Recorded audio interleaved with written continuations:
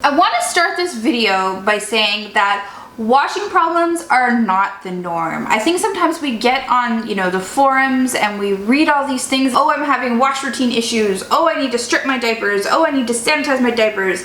This problem's happening. This problem's happening. Help me. If we're new to all of this, we see all of the questions and the problems and we're like, oh my God.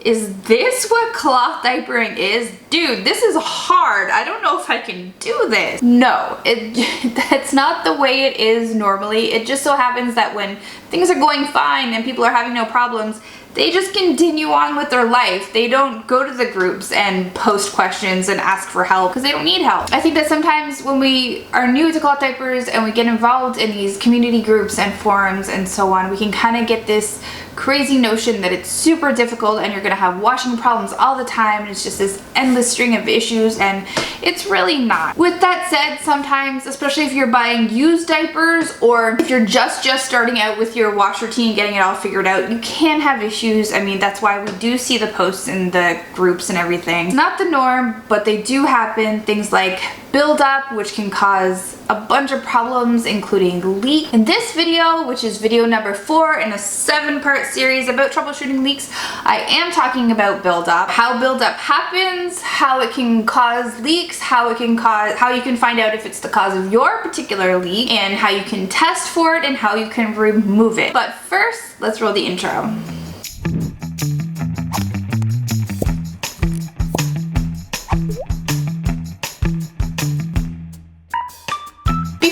If you are new here, my name is April Duffy and I'm the mom behind Cloth Diapers for Beginners, a website, Facebook group, and YouTube channel all dedicated to helping you figure out this cloth thing so that you can choose and use diapers your very own way. Now, I don't sell cloth diapers at all. I just provide information to help you, save money, save the environment, and save your baby's bum from some harmful chemicals all at the same time. So if that sounds like something you are into and interested in, please click subscribe and hit the bell for notifications. That would be amazing. So as I mentioned, this is the 4th video in a 7-part series on troubleshooting leaks. I will link to the first video in that series, I think somewhere up here. Go and check that out if you haven't already, because that's where I have the freebie for the series for you, a 1-page leak checklist. So on it you can find your specific leak, out the leg, out the back, at night, etc. You find your specific leak and it lists all the possible causes by most likely to least likely. So be sure to grab that back in the first video, and I'll also leave a link in the description just in case that doesn't work out. So as with some other cloth diaper problems, leaks can sometimes be caused by buildup. Buildup is caused by one of 3 things. It's caused by either minerals in your water that are not being washed away. So if you have hard water, you have magnesium and calcium in your water at a high concentration, and you have to adjust for that using softeners or extra detergent. The second type of buildup that you can have is actually detergent buildup. This one is usually surprising for most folks in the beginning. If you use too much detergent, if your water is too soft and you're not reducing your detergent enough for that, you have too much detergent in your water, the amount of water, especially in HE machines, it's not enough to rinse it all away, so it has nowhere to go but to deposit onto that fabric. And if you keep using too much every single time, it's slowly building up on your diapers. The third cause of buildup is products, specifically oil residue products that don't wash away easily. Things like petroleum, so you might be using Vaseline as a diaper cream. Fabric softeners also cause buildup. Liquid softeners that are in your detergent or specific fabric softener. Also dry fabric softener, so the dryer sheets and dryer bars that you put in your dryer, those are all oil products and they're products that don't wash off fabric. With all of these things, it's just an accumulation. It's use after use, wash after wash, builds up and builds up and builds up until it's just so thick that water just starts not being able to seep through it and onto the fabric. So in effect, your diaper slowly becomes water resistant. this is a huge problem. The number one thing a diaper has to do is absorb things. So if it's becoming water resistant, that's the opposite of what you need, and it's a huge problem. So how do you know if you have buildup on your diapers? Well, if you've been using petroleum products, Vaseline and that type of thing on your baby, or if you've been using fabric softeners, liquid, or dryer sheets on your diapers for a while now, you can pretty much assume that you have buildup, and that's an issue that you're going to have to address. If you're worried more about mineral buildup, say you haven't really tested your water and you don't know if you have hard water, but you have some kind of like marks on your glasses or on your shower door, and you're thinking, oh, I might have hard water, I should probably test. If you're worried about detergent buildup, you've been following some advice that you're not quite sure of. Fluff love. Fluff love. Excuse me. If you're worried a little bit about detergent buildup, then there are a few tests that you can run for both mineral and detergent buildup to kind of see if maybe that's what's going on. So the first test is pretty easy. You're just gonna drop liquid onto your diaper. So you're gonna get I don't know if you can see here, but I have a bowl of water. You're gonna get some water and just kind of drip it in, and it should immediately, and I do mean immediately, soak into the surface of your diaper. If there's any beading whatsoever, then buildup is a potential problem. Disclaimer, if you're using something like hemp, I'm just gonna grab a hemp here. When you put it on, I just did it and it was immediate as I did it, but sometimes if your hemp inserts are newer, it can take a little bit of time to absorb, so just be cautious of that. But in general, especially if they're older and they've been washed a bunch of times, they should immediately soak in the water as soon as it's dropped. The second test that you can do is something I don't think I'm the first to call it that, but it's something called the swoosh test. So I just wanted to zoom in a bit to show you the swoosh test a little bit closer so that you can actually see what's going on. So what you need is just a bowl of warm water. I'm using a glass bowl here just so that you can see, but you can use anything as long as you can tell what the water is going to look like after you do it. So a bowl of warm water and a clean and dry diaper that's, washed just like you normally wash it. It's just out of your stash. So you're just going to put it in, kind of give it a squish, move it around, open it up. This happens to be a pre-fold, but whatever type of diaper you're using, use that. So squish, squish, squish, squeeze. Give it more rinsing. You're just trying to basically rinse it out and see what comes out. So do that for a few minutes. Let it sit. You might want to let it sit for a little bit while longer, but I'm not going to make you sit here forever. Take it out. Give it a squeeze. And see what comes out.